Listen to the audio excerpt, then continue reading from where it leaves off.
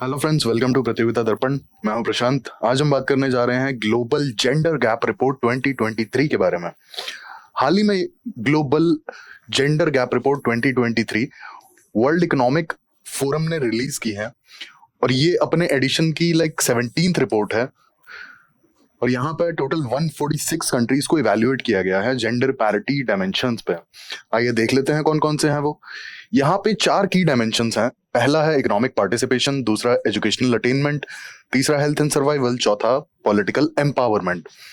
अब बेसिकली होता क्या है, किस कंट्री में कितनी पैरिटी है male as well as female के बीच में, वो इन चारों डायमेंशंस के बेसिस पे मेजर की जाती है और उसके बेसिस पे जेंडर गैप रिपोर्ट तैयार की जाती है वर्ल्ड इकोनॉमिक फोरम के द्वारा।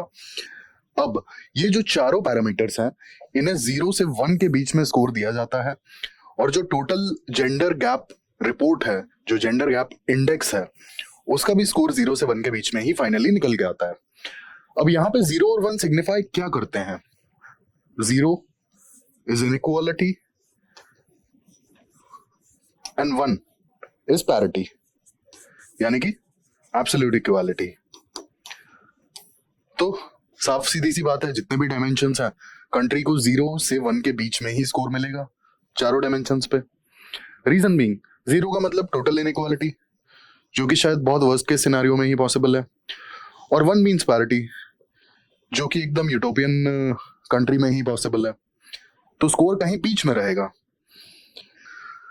अब basically global gender gap index के ऑब्जेक्टिव्स क्या हैं?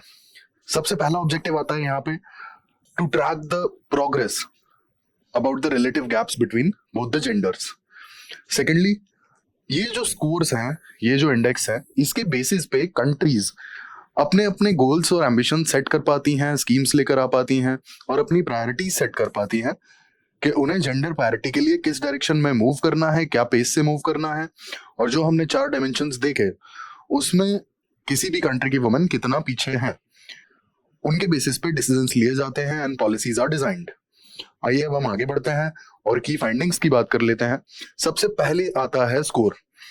तो ग्लोबल जेंडर गैप स्कोर 2023 का है 68.4, जो कि 0.3 पॉइंट से ज्यादा है लास्ट ईयर से। अब इसके अकॉर्डिंग अगर देखा जाएगा, इस लेवल पे अगर इंप्रूवमेंट होगी तो लगभग 130 साल से भी ज्यादा लगेंगे जो जेंडर गैप है उसे क्लोज करने में।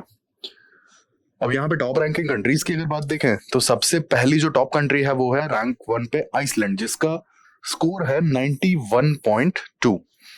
अब एक खास बात यह है कि ये इकलौती कंट्री है जिसका 90% से ऊपर स्कोर है, यानी कि जो जेंडर गैप क्लोजर है वो 90% से ज्यादा है। और ये 14th कॉन्जिक्यूटिव ईयर के लिए फर्स्ट रैंक पर रही है, the most gender equal country. अब आप सोच सकते हैं कि जिस कंट्री का स्कोर 91% के ऊपर है, तो इट इज नियर पैरिटी। अगर देखा जाए तो 100 से सिर्फ लगभग 9% ही दूर है। It is almost near parity. फिर जो अगर इसके बाद में हम देखें तो नॉर्डिक कंट्रीज आती हैं यहाँ पे, Norway, Finland and Sweden. Norway का स्कोर है 87.9%, फिनलैंड का है 85.3% एंड स्वीडन का is near about 81%। Health and survival की अगर हम बात करें तो इसमें ग्लोबल जेंडर गैप को 96% से क्लोज कर दिया गया है। अब अगर पॉलिटिकल एम्पावरमेंट की बात की जाए तो यहाँ पर जेंडर गैप का जो क्लोजर रेट है वो 22.1% है, 22.1%। और अगर इस पेस से डेवलपमेंट होता रहेगा और जो जेंडर गैप का क्लोजिंग इस रेट से होगा तो लगभग 162 years, after 162 years there will be a parity in political field। Educational field की हम बात करें तो यहाँ पे जो स्कोर है 95.2% है और ये बेसिकली 2006 से 2023 के बीच का स्कोर है। और अगर हम इसी पेस से यहाँ पे आगे बढ़ते रहेंगे जेंडर गैप को क्लोज करने में, तो एजुकेशन फील्ड में after 16 years, almost after 16 years, there will be parity between male and female. Then economic participation and opportunity. Currently, there is almost 60.1% gap between male and female in economic participation as well as opportunity। और अगर इस pace से काम होगा economic opportunities में, it will take almost 169 years to close the gender gap. अब यहाँ पे इंडिया की परफॉर्मेंस की बात की जाए तो इंडिया ने काफी अच्छा परफॉर्म किया है. इंडिया की रैंक बेसिकली 127 है 2023 के एडिशन में, जो कि लास्ट ईयर 135 थी. इंडिया की बेसिकली जो इम्प्रूवमेंट है वो ऑलमोस्ट 1% से भी ज्यादा है. अब यहाँ पे एक खास गौर करने वाली बात यह है कि इंडिया की जो रैंक है, इंडिया से नेबरिंग कंट्रीज को अगर कंपेयर किया जाए तो Pakistan is standing at rank of 142. Rest all the countries perform better than India. Ranks अगर हम डिस्कस करें, Bangladesh is at 59th rank, China is at 107 rank, Sri Lanka 115,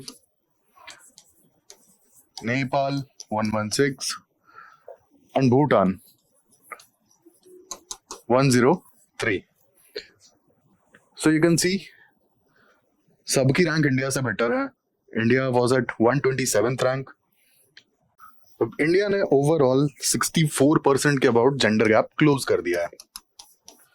gender parity in education की बात की जाए तो इंडिया ने ऑलमोस्ट हर एक लेवल पे एनरोलमेंट के केस में पैरिटी को प्राप्त कर लिया है, पैरिटी को अचीव कर लिया है. थर्डली, इकोनॉमिक पार्टिसिपेशन, यहाँ पे इंडिया की कंडीशन थोड़ी सी खराब है. इस रिपोर्ट के according there is only 36.7% of parity in economic participation as well as opportunity. अब यहाँ पे कितना बड़ा जेंडर गैप देखने को मिलता है.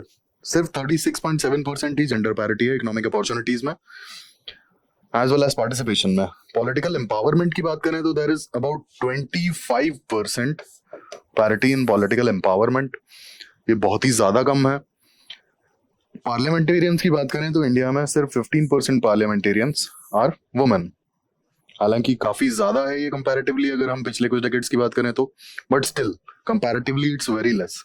अब यहाँ पे एक बहुत यूनिक बात है पॉलिटिकल एम्पावरमेंट की इंडिया के केस में. लोकल गवर्नमेंट में इंडिया उन कंट्रीज में से है, इंक्लूडिंग बोलिविया, जहां पे लोकल गवर्नमेंट में वुमेन्स का representation is greater than 40%. Lastly, health and survival में इंडिया का स्कोर थोड़ा सा कम है. इसका रीजन है the skewed sex ratio, including China, Vietnam and India. Health and survival का बेसिकली वुमेन्स का जो स्कोर है वो थोड़ा सा कम है कंपैरेटिवली. रीजन बीइंग, पैरिटी का स्कोर कम होने का एक रीजन स्क्यूड सेक्स रेशो भी है. अब यहाँ पे ऑब्वियस ही बात है कि अगर वुमेन्स पैरिटी में इतने इश्यूज हैं तो गवर्नमेंट ऑफ इंडिया काफी सारी स्कीम्स चला भी रही है वुमेन्स के लिए. अब यहाँ पे सबसे पहले आता है बेटी Bachao Beti Padhao scheme, basically for about saving a girls child life as well as her education. Secondly, Mahila Shakti Kendra to empower women's.